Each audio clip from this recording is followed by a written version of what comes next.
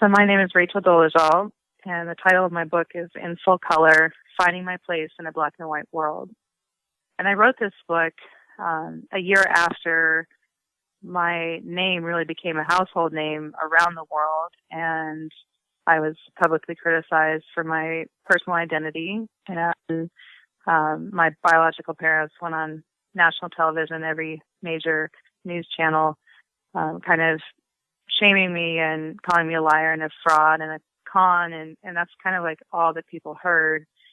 And there's so much more to a person's story than what somebody else thinks of that or somebody else's view of our identity. So I knew that within the first couple of interviews on TV, I was not going to be able to really summarize my story in a way that would make sense to people in short form. So I knew very quickly that I was going to need to write a book.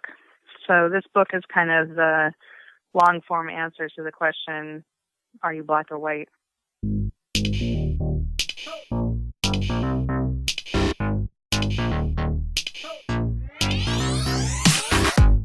Book lovers unite! I'm Demethius Jackson, and you're listening to the Chapter 1 podcast. The greatest stories ever written all begin with Chapter 1.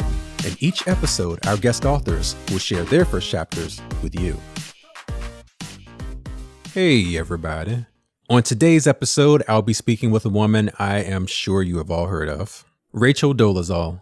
She was the president of the NAACP chapter in Spokane, Washington, until it was revealed that she was a white woman, quote unquote, pretending to be black. This created a media frenzy that Rachel has pretty much been navigating ever since. On today's episode, Rachel is going to be reading from her book entitled In Full Color, Finding My Place in a Black and White World. I wanted to talk to Rachel because she has a unique and interesting story. And frankly, that's what the Chapter 1 podcast is about. So whether you agree with Rachel or not, she has a unique perspective that's worth hearing. And it's so easy to just quickly dismiss people or judge them. But that's not what we're going to do today. Today, we're going to listen and have an open, intimate discussion about Rachel's book, her perspective, and her life up until now. And it starts right now.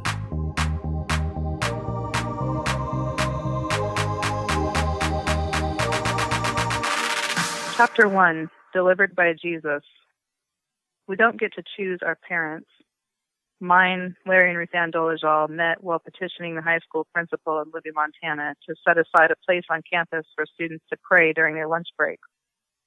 Larry had become a fundamentalist Christian after jumping into a van full of Christ-loving hippies headed west. The van took him from his childhood home in Montana to a commune in Seattle, where he walked the streets and tried to convince others to love the Lord as much as he did. Ruth Ann's religious fanaticism was passed down to her directly from her grandfather, the pastor of an Assembly of God church in Nampa, Idaho. Ruth Ann's brother, my Uncle Ben, had a prayer van with supernatural house calls painted on the side, which he and his wife, Karen, used to cruise around northwest Montana while attempting to heal the sick and, in some cases, raise the dead through spiritual warfare. In short, my family was overflowing with what people in the mid-70s called Jesus freaks. After getting married, my parents bought 23 acres of land just west of Troy, Montana, on the side of a mountain with a view of the Kootenai River meandering through the valley below. While they were clearing the land and building the house that I grew up in, they lived in a teepee made from wooden poles Larry had fashioned from trees he'd felled and canvas Ruth Ann had stitched with the 1870s treadle sewing machine. Whether they were still living in it or in a house under construction at the time of my birth remains a topic of debate in my family. But either way, my childhood environment was very nearly the definition of rustic. As part of their Christian fundamentalism, Larry and Ruth Ann were young earth creationists, a group of believers that thousands of the earth and all living things on it were created by God over a 6-day period between 6,000 and 10,000 years ago, that dinosaurs were among the creatures on Noah's Ark, and that all of us are descended from Adam and Eve. Larry and Ruth Ann also believed that since Adam and Eve didn't need an obstetrician or midwife, they didn't need one either. So just as he'd done with my brother Josh, who was born 2 years before I was, Larry took it upon himself to deliver me on November 12th, 1977, without any medical personnel or assistance on hand. As a result, Ruthann almost died from excess hemorrhaging. On my birth certificate, Jesus Christ is listed as the attendant to my birth. I would continually be reminded throughout my childhood just how difficult my delivery had been for my mother. That I'd nearly killed her weighed me down with a sense of guilt I could never fully shed. Compared to mine, Josh's birth had been a piece of cake, or so I was told. It quickly became clear to me that in our family, Josh was the blessed child, while I was the cursed one. This distinction even made itself known in my name. Many readers of the Bible only see Rachel's virtuous aspects. She was beautiful, beloved by her husband Jacob, and blessed to have 2 children, Joseph and Benjamin, who are ancestors of the 12 tribes of Israel. But Rachel was also a human illustration of the consequences of sin. Angry at her father Laban for tricking her husband into marrying her sister, like many aspects of the Old Testament, it's complicated. Rachel stole her father's teraphim, idols that represented household deities and served as a form of title deed, hid them in the saddlebags inside her tent, then took a seat on top of the bags. When Laban came looking for the teraphim, Rachel lied and said she couldn't stand up because she was menstruating.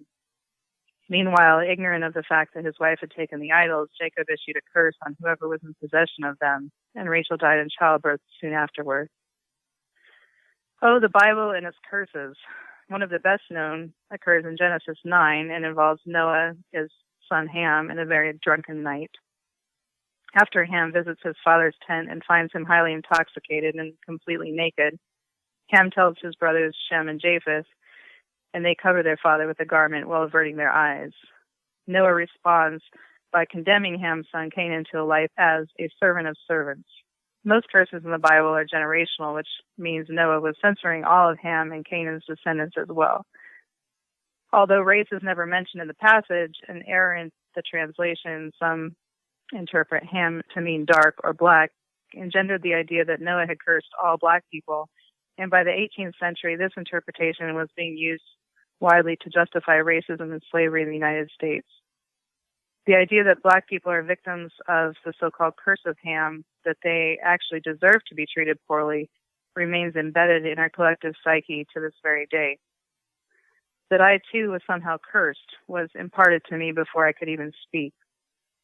I'd nearly killed Ruthann as she labored to deliver me. That my hair at birth was almost black and my skin was much darker than my parents and my brothers was a source of great anxiety for Larry and Ruthann and added to the notion that I was the lesser child in the family. As a child, I cried all the time, earning me the nicknames the Blue Boohoo during a winter in which I primarily wore a blue coat, and the Green Grouch, different winter, different coat. In the rare moments that I wasn't crying, I was running, moving, and dancing, which, because I was female and being raised in a stoic Christian household, were equated with sinning, and I was told that if I continued to act that way, living by the dictates of my carnal nature, I would go to hell. Whenever I misbehaved as a child, Larry and Ruthann reminded me of the incident that occurred when I was 18 months old. Left unsupervised in the house, I fell down the stairs that led to the unfinished basement and landed on the concrete floor at the bottom, breaking my collarbone and several vertebrae in my neck. Most parents would have rushed me to the nearest hospital with tears in their eyes. How did Larry and Ruthann respond? They prayed over me and took me to a natural doctor who put my arm in a sling and advised me to rest up. No x-rays were taken, no pain medications administered. My neck proceeded to grow straight instead of in a natural curve as bone spurs fused some of my injured vertebrae together. I've lived with chronic neck pain ever since. Whenever I complained about the injury when I was growing up, Larry and Ruthann told me the pain I was experiencing was God's way of punishing stiff-necked people, an allusion to the wayward nature of oxen, which were the most important domesticated animals when the Bible was written. Relying on these animals to plow their fields, farmers used goads, long sticks with pointed ends, to get them to speed up or turn. Despite being repeatedly and painfully stabbed, some oxen refused to obey, and as a consequence, these obstinate animals were labeled as hard of neck or stiff-necked. To Larry and Ruthann, my neck pain wasn't a consequence of their negligence. Apparently, it was my fault as a 1-year-old that I'd fallen down the stairs because they'd instructed me to avoid doing just that. Or even an actual physical injury. It was a reminder that I was too obstinate and willful for my own good, and a clear indication that I needed to submit to the will of God. That I should feel guilty for acting in a way that felt most natural to me would remain a constant theme throughout my life. I thought perhaps you would have read the prologue, so thank you for reading chapter 1. Sure. Well, at a very young age, you became aware that you were culturally different.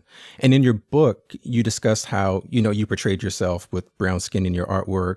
And you mentioned some of the fantasies you created for yourself, I guess, to cope with the awkwardness you were experiencing back then.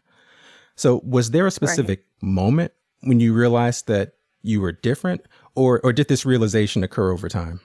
Yeah, I can't really remember it not being there. It's just something that's always been a part of me, just feeling like I was other in that family. And in chapter 2, I discuss some of what you just mentioned as far as my earliest drawings, and then hoping, kind of having this anticipation that maybe once I started school, I would find some people that I felt at home with, since I didn't feel at home in the home that I was growing up in. Mm-hmm.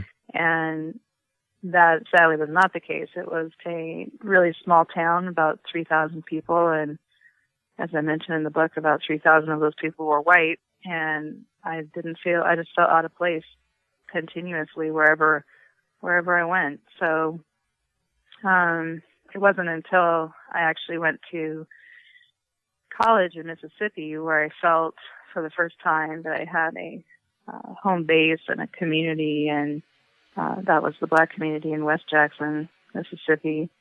And I think there also was a sense of family for sure when my younger siblings were adopted, and I was able to be a caretaker to them throughout my high school years, throughout my teenage life. I developed a really close bond with them.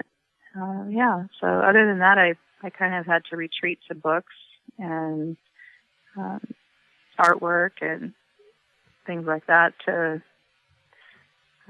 cope with the sense of isolation that I had growing up. Do you still feel like you're trying to find your place, or do you feel a bit more solid in your foundation now? Well, I feel like I really solidified where I fit. I kind of felt like I had a home base and a family, and probably for about 2 decades of my life, I felt pretty rooted, especially the last decade between 2005 and 2015 after my divorce. Really settled in and grew to love myself and accept who I am, even if it doesn't fit within a traditional box that people believe in with the race worldview and that kind of thing. Mm-hmm. But having these parents go global with shaming me, and it uprooted everything, because it really turned both Black and white communities against me, and the narrative of me being a liar, which is never something that's described my moral character. But I guess a lot of people just couldn't reconcile that, okay, her view of herself is authentic, even though the parents, what they're saying as far as she's their child, that seems to be true. Maybe both things are true. And I think that some people really just couldn't reconcile that, and so they just kind of jumped on that train. And so I really ended up without a community, and I'm still, in a very real sense, grieving the loss of a home, because I'd already completely exiled myself from whiteness, if you will, and anything having to do with white culture, white community, even the family, to stand with people that I love, including my siblings, including my children, and to stand by myself, to stand by my convictions that whiteness is a construct. It is a fiction. The black and white color line is a false construction, and something that needs to be unraveled and undone, because it's based on racism and, oppression and suppression and repression. And so, I still believe in that and am committed to challenging white supremacy and fighting for justice. But I do feel a little bit like a plant that's been pulled up, with no soil. Because yeah. What was that even like? I don't know if anyone can really conceive going through something like that, experiencing something like that, and still to this day feeling the ripples of that experience.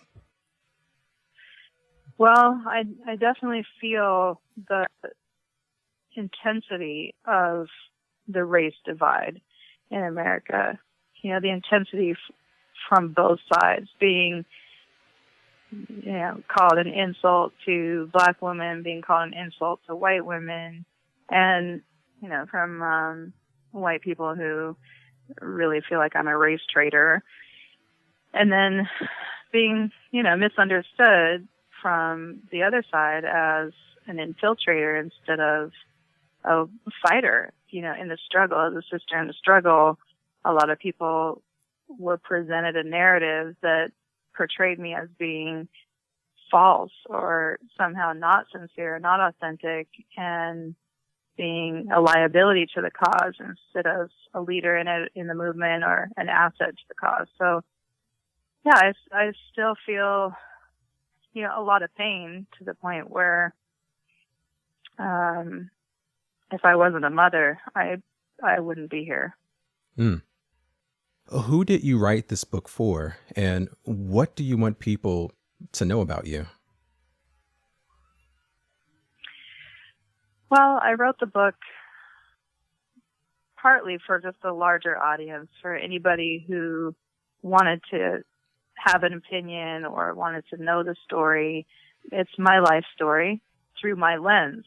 And I waited a whole year to actually find a publisher, because at first all the publishing houses were turning me down due to the negative media. So I wanted to wait for a publishing house that would challenge me, like hold me accountable to fact check everything. I had to have third-party witnesses to a lot of the information in the book and produce a lot of documentation and so on for different incidents, especially legal situations and abuse and things like that. So yes, it definitely is intended to correct the narrative, to show the whole story, because you really can't judge somebody without hearing their whole story. So that was it. And then the other thing is really for my kids to read my story and when they're ready. And yeah, because at some point, I'm sure they'll have questions about this as well.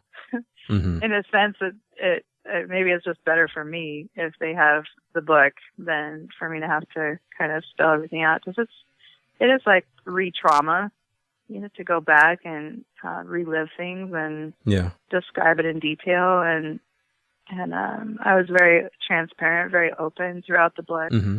You described the writing process earlier as somewhat painful. Did you find any catharticism in it, being able to kind of go back and relive those experiences? No.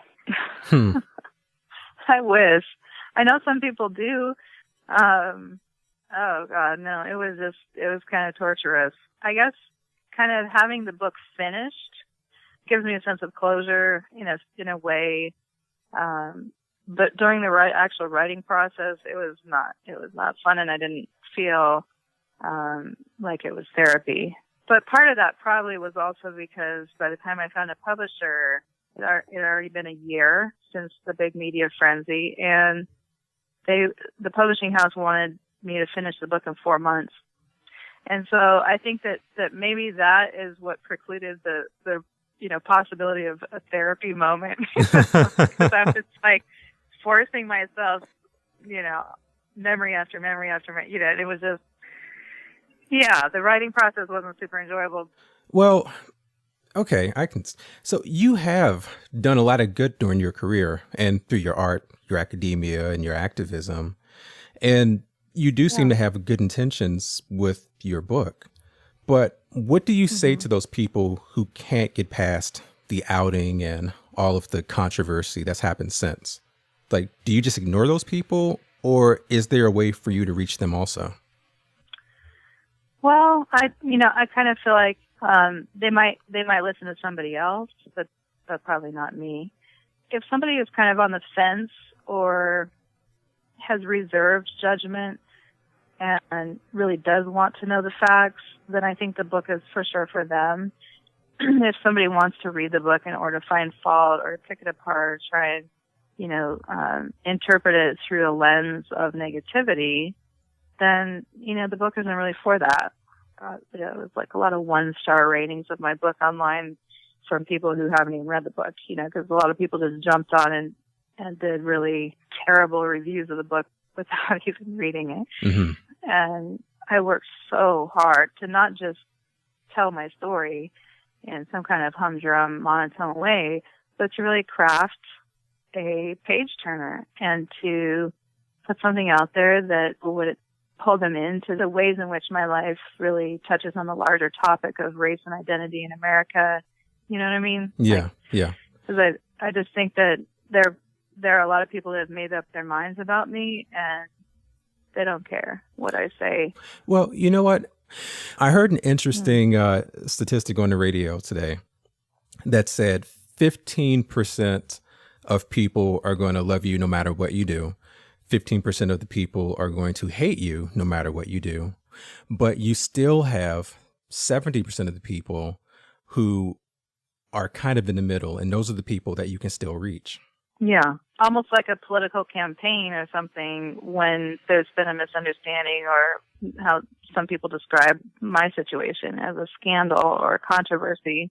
Yeah, you have to campaign to win people over, and with my situation, a lot of people have already kind of judged, jury, and God on what right did I have to wear my hair how I do, or to be who I am, or to whatever, and they've already kind of made up their minds. So how do you then get the human story out there and before them in a new way that maybe causes them to reconsider? So, I do hear a lot of positive feedback from people who read the book with an open mind. There was a book club down in Baton Rouge, and all very successful Black women, CEOs, provosts, leaders in their community. And they brought me down to just have kind of a private dinner and talk about the book. And my book was like their monthly book, and they loved it. And so. Well, I think the more important thing is you're continuing to fight. You're trying new things, and you're trying to push forward as opposed to just kind of keeling over and giving up. Right. Well, and I think that, like I said, the biggest inspiration I have is my kids, are my sons, and, definitely, find a way to provide for them. That's just what I'm, the last 3 years, I feel like I've been in survival mode, just trying to, figure out, crack the code of how can I be, living as a social pariah, which it seems like, I still am. Yeah. So. Yeah.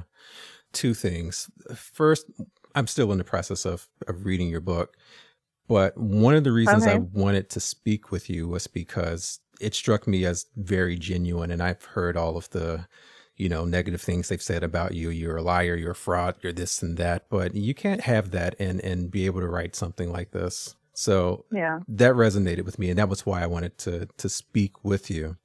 And also, as a Black man, I even kind of go through my struggles of living in between worlds because, I'm too Black for some, I'm not Black enough for others. So, I've never been able to quite find that balance.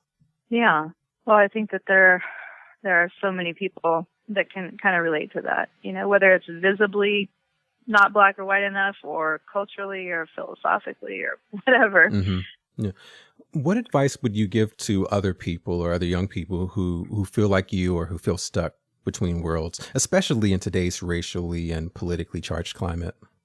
Well, I would definitely say to keep following your true north. What inspires you and what don't let anybody tell you that you can't.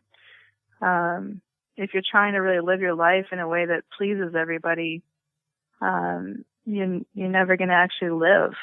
And, I've really had to search my heart with a lot of this and when people say, well, you should just go back to living as a white woman, because from their perspective, I somehow chose to live as a black woman, and then I can just undo that and go back to when I was 12 or something, and I was repressed. And I can't. I'm 40 years old now, and life is a whole process of growth and evolution, and you're either growing and evolving or you're dying, Mm-hmm. And the times when I stopped growing and evolving, I felt like I was dying inside. And I can't go back to that. Having felt what it feels like to love myself and be empowered, I can't choose disempowerment and repress myself and be something that I'm not. So, you know what? It sucks if the whole world doesn't believe in you and thinks that what you're doing is fake. But if you know it's real, that's pretty, that's all that matters to a certain extent. Everybody's always saying, oh, just, live your truth, live your truth, live your truth. Mm-hmm. It's like, yeah, that's what I'm trying to do. And people are saying it's not okay. Well, this was a great conversation. It went in a completely different direction than I thought it was going to. I had a whole list of kind of bullet point questions to ask you, and I, of course, just had to throw those out the window. Not a bad thing. So yeah, well, thank you so much for choosing the book, and I'm looking forward to maybe hearing some of your thoughts when you're completed what you're reading of it as well. The second half really gets. The plot thickens. That's all I'm going to say. The plot thickens. So right on. Well, you also have to consider that your story is still being written. So, I mean, next year it's going to be different than this year. This year was different than last year. And yeah. Well, where can readers find you and your work online? Well, most of my social media is at Rachel A. Doležal. That's Rachel, and then my middle initial A, and then Dolezal on Twitter, Instagram, and my public Facebook page, and also LinkedIn. And then I have my RachelDoležal.com, my website. I create everything that's on there, make it by hand. Mm-hmm. I also do autographed copies of my book, and I write a little personalized note to everybody by name. So it's not just like a stack of signed copies. Okay, right on. Thank you so much for taking the time to talk with me today. It's almost seems kind of like... Thanks for having me. No problem. It seems kind of common sense, but I mean, you read about someone and you see a person on TV and, they're only in 2D. When you talk to someone and you hear their voice and, you can see the emotion, it makes it all the more real. Yeah, the constant human tendency to want to put people in boxes and call a thing and all that kind of stuff. And then the fact that we change our identity structure throughout our life based on new information or based on new affiliations or, like if we can move more towards being a society that is curious about the reasons why people do what they do as opposed to just judging. And it's saying that I hope that I can participate in some way towards efforts to support each other, and not just in a kumbaya sense, but really support inclusivity and really undo the bigotry and divisions, develop empathy as opposed to just all the reactiveness and judgment and whatever.